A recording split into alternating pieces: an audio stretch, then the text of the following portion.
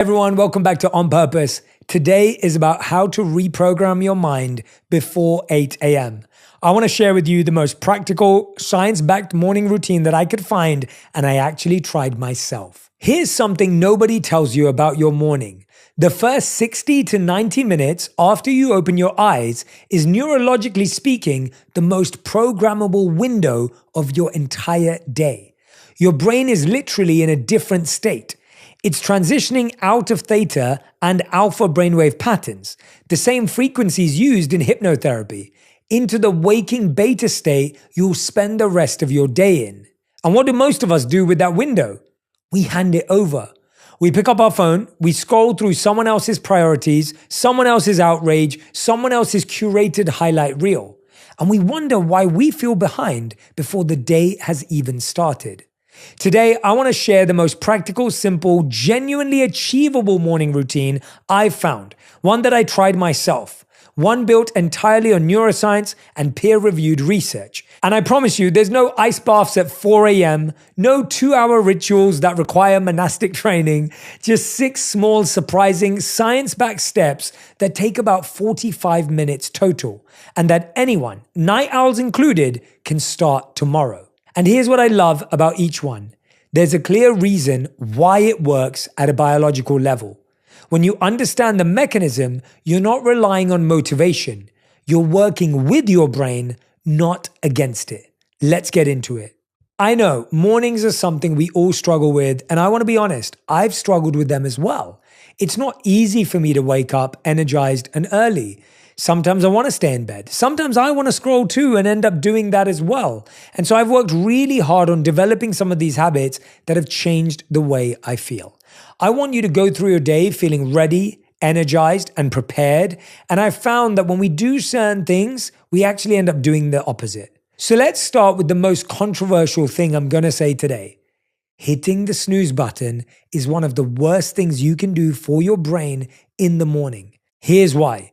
When your alarm goes off, your brain is finishing its final sleep cycle, usually REM sleep, the phase critical for memory consolidation and emotional processing. When you hit snooze and drift off for another 9 minutes or 9 times, your brain starts a brand new sleep cycle that it cannot possibly finish.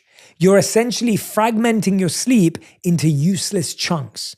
Research on sleep inertia, that's the scientific term for that groggy, disoriented fog you feel after waking, shows that fragmented sleep from snoozing actually worsens cognitive function. We're talking about slower reaction times, impaired memory, and reduced executive function. You're not getting rest in those extra minutes. You're creating neurological confusion. The internal clock, controlled by a tiny brain region, gets conflicting signals, and the grogginess can linger for hours. So what do you do instead? I'm going to share something with you. It's a little weird, but I want you to try it. I want you to try something called the future you is calling alarm. Now, I've never loved the word alarm because we think about alarms as a fire alarm. When there's an alert, when there's some danger, imagine you actually shocking yourself to wake up out of danger. But try the future you is calling. Before bed, record a 10 to 15 second voice memo pretending you're you from 6 months in the future. It could even be that morning. Not motivational fluff, make it oddly specific and slightly dramatic. For example, hey, it's you. I'm literally standing in the kitchen of the life you wanted. Don't hit snooze. Today is one of the days that got me here. Also, you still hate rushed mornings, right? That's just an example. Set that recording as your alarm. And here's why this works. Your brain doesn't expect your own voice. It breaks the autopilot. Future you creates curiosity instead of dread. It reframes waking up as time travel, not obligation. And you can put your phone outside your bedroom and only allow yourself to hear the ending of the message if you stand up and walk to it. What I find fascinating about this example is that we're completely tricking the brain, right? Usually you think we have to force ourselves out of bed. Usually we have to find a way to get that energy. When you hear your own voice in the morning that says, it would mean so much for us to wake up right now, Because if we wake up right now, we'll actually be really happy because guess what? There's a voice in your head telling you, go to sleep, go to sleep, go to sleep. And we're not strong enough to fight it in our head. And that's why the alarm does that for you, right? Having an alarm that's your voice telling you the reasons you want to wake up, the amazing day you want to have, the life you want to build, to encourage you specifically, is actually allowing you to externalize that powerful voice, that motivated voice, that conscious voice before the subconscious takes over. The subconscious is saying, just lie in, hit the snooze button, sleep in more. It doesn't matter. It won't make a difference. And your conscious mind at that time is switched off. It doesn't have the ability to fight back. So use your conscious mind to create a conscious alarm. I also want you to seriously consider moving your alarm across the room if you need to. The physical act of standing upright triggers a blood pressure change that signals wakefulness to your brain. But the voice note alarm is key. It's a micro decision that becomes a macro habit. Step number 2. Now you want sunlight in your eyes, the free drug. This might be the single most impactful thing on the entire list, and it costs you absolutely nothing. Within the first 30 to 60 minutes of waking up, get outside and expose your eyes to natural sunlight for 10 to 20 minutes. Now, I know that sounds like a long time. You could have your morning coffee. You could do a small workout outside. You could pace and take a phone call if you wanted to.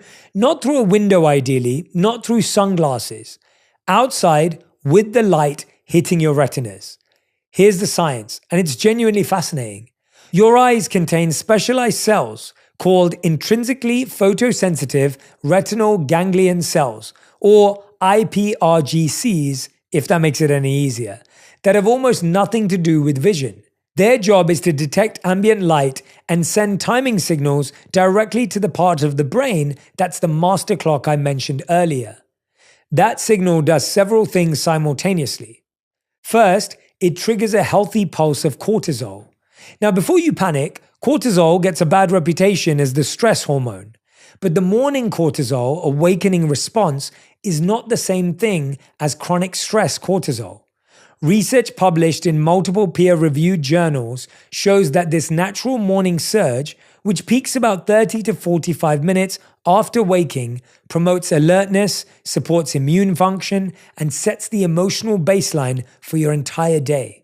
About 77% of healthy people experience this response, and light exposure amplifies it in the right direction. Second, that same light signal tells your pineal gland to start the 14-hour countdown to melatonin production. That means morning sunlight doesn't just help you wake up, it directly programs better sleep tonight. It's a 24-hour investment disguised as a 15-minute walk. Third, and this one surprised me, research on office workers found that those who got significantly more bright light exposure before noon scored substantially higher on cognitive performance tests after just 5 days. 5 days! And separate work from Northwestern University found that people who got the majority of their light exposure earlier in the day had lower body weight compared to those who got light later. So here's the practical step. Walk outside for 10 to 20 minutes after waking. Combine it with your coffee, your dog walk, or just standing on your porch. On overcast days, you're still getting significantly more lux. That's the unit of light intensity than any indoor light provides. If it's pitch dark when you wake up, use a 10,000 lux light therapy lamp positioned at eye level for 20 to 30 minutes. And skip the sunglasses during the window. Regular glasses and contacts are fine, but your eyes need that full spectrum light input. Obviously, don't stare directly at the sun, just to point it out. But light exposure is huge. It's helping you sleep better. It's helping you wake better. It's helping you have better energy. And here, I know what you're saying. Jay, how do I get 10 to 20 minutes? I get it. Even if you can start with 1 or 2. If you can start with 1 or 2 minutes, it will make a huge difference in your life. And I hope you'll give it a go. Step number 3. The 90-second cold shock. I promise you no 4 a.m. ice baths, but stay with me. Before you skip ahead, I'm not going to tell you to take a 20-minute ice bath. I'm going to tell you to do something much simpler and honestly, much more interesting from a neuroscience perspective. At the end of your normal shower, turn the water to cold for 60 to 90 seconds. That's it. Here's what happens in your body during those 60 to 90 seconds. Cold water activates your sympathetic nervous system, the fight or flight response, which triggers a rapid release of norepinephrine and adrenaline. These are the same neurotransmitters responsible for alertness, attention, and mood elevation. It's essentially a natural stimulant. But the more interesting research is about what happens after the cold exposure. A study looking at cold water immersion found that cortisol levels and negative mood ratings were both measurably lower 3 hours after just 15 minutes of cold exposure. So the initial shock wakes you up, but the downstream effect is actually a calmer, more resilient baseline for the rest of your morning. And here's the really compelling finding. Research on people who did regular cold exposure just 2 to 3 times per week for 12 weeks showed that their cortisol response to the cold dropped significantly after only 4 weeks. Their bodies adapted. But critically, researchers believe this adaptation generalizes, meaning your body may also become better at managing cortisol responses to other stresses, work stress, relational stress, the daily chaos of life. You're essentially training your nervous system to be less reactive. There's also a neurological angle that fascinates me. Your skin has a significantly higher density of cold receptors than warm receptors, especially on your face, where you might have 10 or more cold sensing spots per square centimeter for every 2 warm sensing ones. Cold water on your face activates the vagus nerve through what's called the dive reflex, which shifts your nervous system toward the parasympathetic, the rest and digest mode. It's a reset button. Here's the practical step. At the end of your regular warm shower, turn the dial to cold and stay in for just 60 to 90 seconds. Focus on breathing slowly and steadily through the discomfort. If a cold shower feels too extreme, start with just splashing cold water on your face and the back of your neck for 30 seconds. Even that partial exposure activates the vagus nerve and triggers a norepinephrine response. Build up from there. The goal isn't to suffer. The goal is controlled, brief discomfort that rewires your stress tolerance. Now, I've been trying all of these out. The voice alarm in the morning worked incredibly well for me. The sunlight, I haven't been able to do 10 to 20 minutes, but even just doing the 1 to 2 minutes, I did 10 to 20 minutes when I first tested this out for like 30 days, but my schedule's got busier, so I'm trying to do 1 to 2 minutes at least of direct sun exposure. And this one, the 60 to 90 seconds, is an absolute game changer. These are all free. You don't have to download an app. You don't have to learn anything new. Step number 4, move for 7 minutes, not 60. One of the biggest myths about morning routines is that you need a full gym session to get the neurochemical benefits of exercise. You don't, and the research proves it. A study published by the American College of Sports Medicine validated what's now known as the 7-minute workout, a high-intensity circuit of 12 bodyweight exercises, 30 seconds each, with brief rest intervals. The findings showed that this short burst of activity was sufficient to trigger meaningful cardiovascular and metabolic benefits, comparable in several measures to much longer moderate intensity sessions. But here's what I want you to focus on from a brain perspective. When you move your body in the morning, you're not just burning calories. You're doing 4 things neurologically. 1, you're increasing blood flow to the prefrontal cortex, the seat of decision-making, planning, and impulse control. This is the part of your brain that's slowest to come fully online after sleep, and movement accelerates that process. 2, you're triggering the release of BDNF, brain-derived neurotrophic factor, which is essentially fertilizer for your neurons. BDNF promotes the growth of new neural connections and strengthens existing ones. It's one of the most important molecules for learning, memory, and cognitive flexibility. 3, you're flooding your brain with endorphins, serotonin, and dopamine, the trifecta of mood-regulating transmitters. This isn't just feeling good. These chemicals directly affect your capacity for focus, motivation, and emotional regulation for hours afterward. And 4, physical movement, especially if done outside, creates a state that neuroscientists call optic flow. When you walk or run and the visual world streams past you, It activates circuits in your brain that reduce activity in the amygdala, your threat detection center. It's one of the reasons walking feels so calming. It's not just the exercise, it's the visual processing. Here's the practical step. Do 7 minutes of body weight movement. Push-ups, squats, lunges, jumping jacks. Anything that elevates your heart rate. If you want structure, search for the scientific 7-minute workout, and it's free and widely available. If 7 minutes feels like too much, start with 3. Do it in your pajamas if you want. The barrier to entry should be almost zero. You're not training for a marathon, you're telling your brain that the day has begun. I think for so long we've just put so much pressure on needing an entire workout, and I know what you're thinking, Jay, what's 7 minutes going to do? Here's what it's going to do. It's going to give you the energy and the motivation to do 14 minutes, to do 30 minutes, to try and invest more time. I think as humans, we get into this perfectionist mentality. It's either or. I'm either going to do an amazing workout or nothing at all. And I've realized that showing up and doing a simple workout is what gives us energy to do even more. Step number 5, the brain dump journal. This is the step that changed the most for me personally. And it's the one I think most people underestimate. Journaling, but not in the way you probably think. I'm not talking about keeping a diary. I'm not talking about writing 3 pages of stream of consciousness every morning, although that's amazing. I'm talking about a specific, structured, 5 to 10 minute practice that has decades of peer-reviewed research behind it. The foundational work comes from psychologist James Penbaker at the University of Texas at Austin. His research on what he called expressive writing demonstrated that writing about your thoughts and emotions, particularly stressful ones, for as little as 15 to 20 minutes produces measurable improvements in both mental and physical health. We're talking about reduced blood pressure, improved liver function, stronger immune response, and fewer doctor visits. From writing. Neuroimaging research from UCLA helps explain why. Expressive writing activates the prefrontal cortex, your executive control center, while simultaneously dampening activity in the amygdala. So the act of translating chaotic emotional experiences into structured language literally rebalances the relationship between your thinking brain and your fear brain. And it gets better.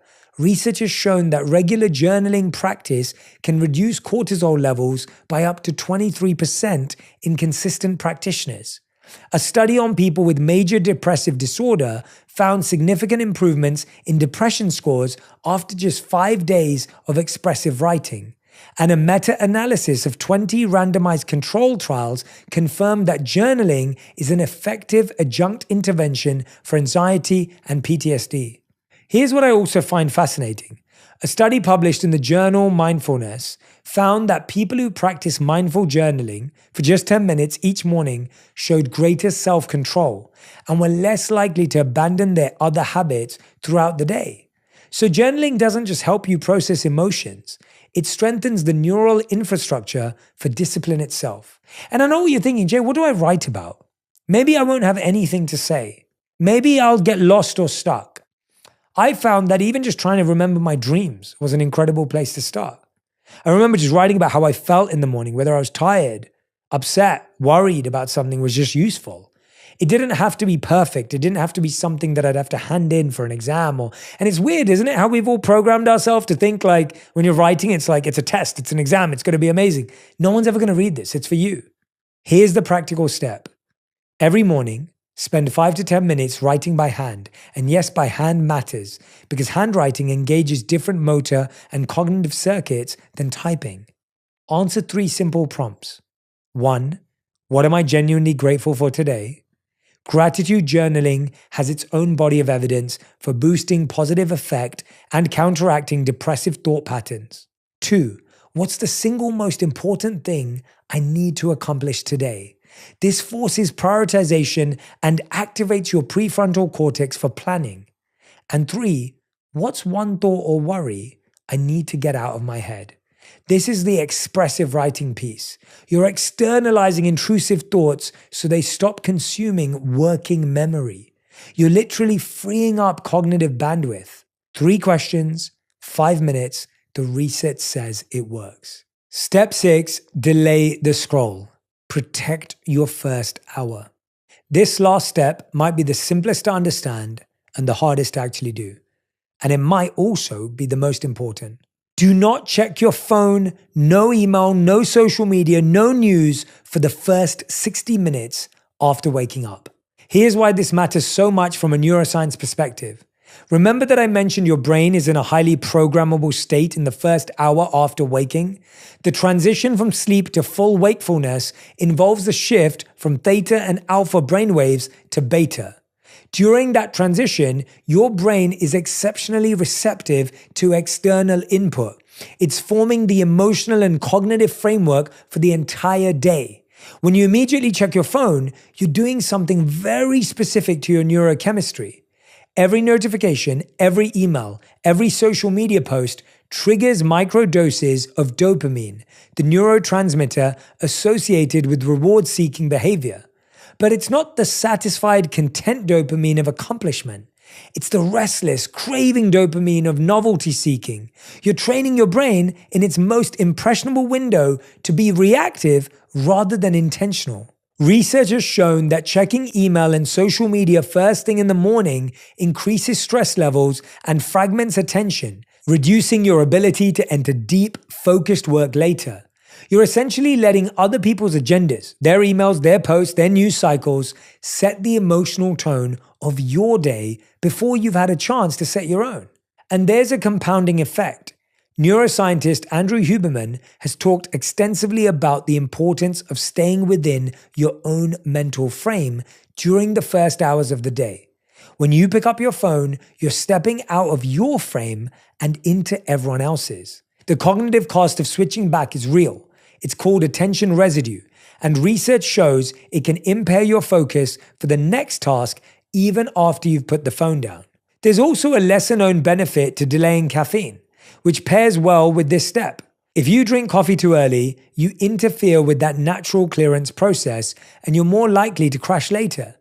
Delaying your first cup by 60 to 90 minutes means the caffeine hits when your body actually needs it, and the effect lasts longer without a harsh drop-off. Here's the practical step. Put your phone in another room before bed, or at minimum, keep it face down with notifications silenced until you've completed steps 1 through 5. Use a cheap alarm clock instead of your phone alarm. If you need to ease into this, start by delaying your phone check by just 10 minutes, 20 minutes, 30 minutes, and build from there. Replace the scrolling with your sunlight walk, your movement, your journaling. Fill the space with intention rather than reaction. And if you're a coffee drinker, experiment with waiting 60 to 90 minutes after waking before your first cup. I promise your afternoon self will thank you. Thank you so much for listening. I know that you might not be able to do all 6 of these steps starting tomorrow. I don't want you to. Choose one that makes a difference and add one every week after you feel comfortable with the one you've implemented. I hope this transforms your morning.